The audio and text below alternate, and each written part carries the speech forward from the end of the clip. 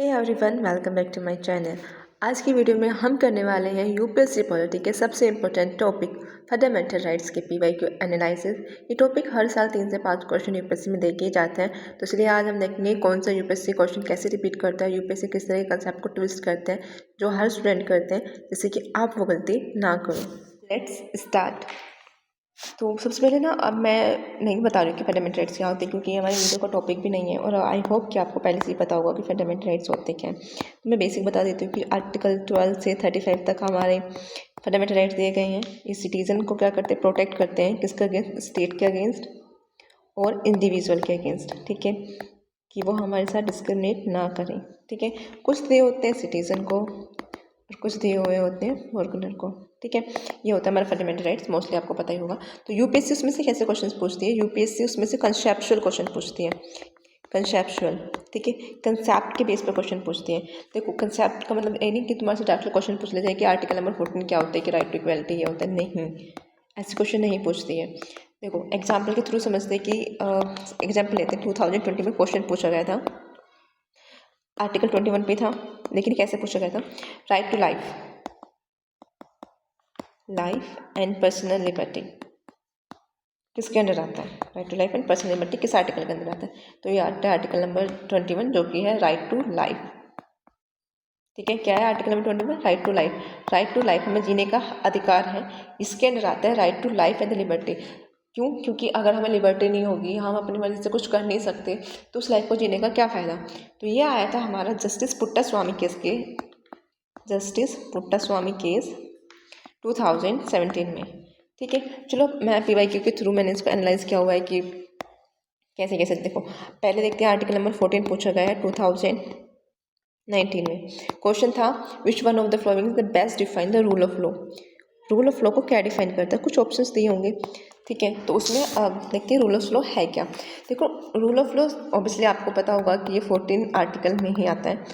ये डिफाइन करता है कि सब चीज़ें हमारे लॉ के लिए सब लोग एक है। No person shall be about the law और the equal before the law. मतलब कोई भी पर्सन लॉ से ऊपर नहीं है। सबसे ऊपर क्या है हमारी कंट्री में? लॉ। सबके किसके अंडर आएंगे? लॉ के अंडर आएंगे। तो ये चीज़ डिफाइन करता है राइट रूल ऑफ लॉ। तो किसके अंडर आता है? आर्टिकल 14। तो उन्होंने सीधा ये तो नहीं पूछ लिया कि राइट टू लाइफ मतलब राइट टू इक्वेलिटी किसके अंडर आता है? आर्टिकल 14 नहीं ना। उन्होंने कंसेप्चुअल क्वेश्चन पूछा आर्टिकल से ही, लेकिन कंसेप्चुअल क्वेश्चन पूछा। इसलिए उन्होंने दूसरा क्वेश्चन पूछा 2017 में, वो था आर्टिकल 19 से। ठीक है, उसमें क्या पूछा? उन्होंने पूछा कि फ्रीडम ऑफ राइट, तक पता होगा ना 19 तो किसके अंदर आता है? वो हमें 6 टाइप की फ्रीडम प्रोवाइड करते हैं। कौन क्या क्या चीज़ उसके अंडर आती है, मतलब फ्रीडम ऑफ राइट है क्या? कुछ ऑप्शन दे दिए और उनमें से पूछा कि इनमें से कौन सा राइट टू फ्रीडम है। राइट टू फ्रीडम में 6 टाइप की, एजुकेशन बनाने की, मूवमेंट करने की, अपनी इस रिलीजन को प्रैक्टिस करने की। ठीक है, इस चीज़ की फ्रीडम हम प्रोवाइड करते हैं। फिर अगला क्वेश्चन पूछा गया आर्टिकल नंबर 25 से कि जो हमारा राइट टू रिलीजन है वो जो हमारा राइट टू रिलीजन है वो सिर्फ सिटीजन को ही अवेलेबल है या फिर फॉरनर को भी अवेलेबल है।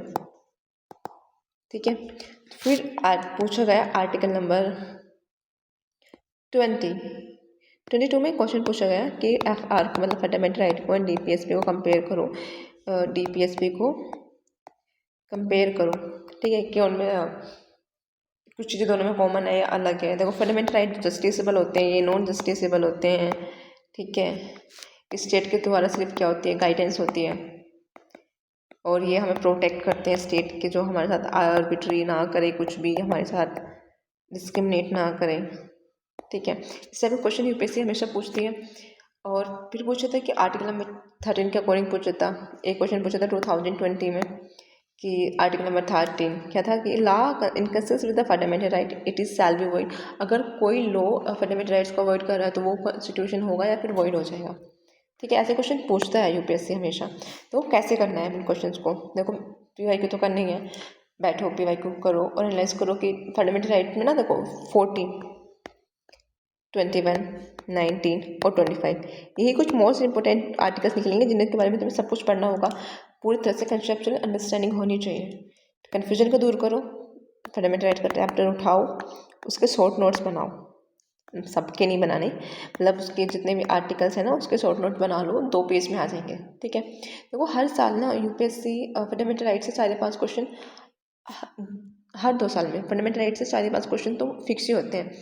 आर्टिकल मैंने बता दिए 14, 21, 19, 25 यही आर्टिकल्स होते हैं जो मोस्ट इंपॉर्टेंट है, ठीक है। और एट द लास्ट में मैं बताना चाहूँगी कि जी ऐसी ये वीडियो थी मेरी, तो आई होप आपको 24 से तक की, अभी तक जितने भी 24 तक, 26 से ना 16 से 24 तक जितने भी पीवाई के पूछे हैं मैंने बता दिए कि इस तरह के क्वेश्चन पूछे जाते हैं। तो इस वीडियो में हम सिर्फ इतना ही कवर करेंगे, अगली वीडियो में हम पढ़ेंगे DPSP, जिससे यूपीएससी ट्रिकी क्वेश्चन पूछते हैं, ट्रिकी कंसेप्ट होते हैं उसके, तो उससे क्वेश्चन पूछते हैं।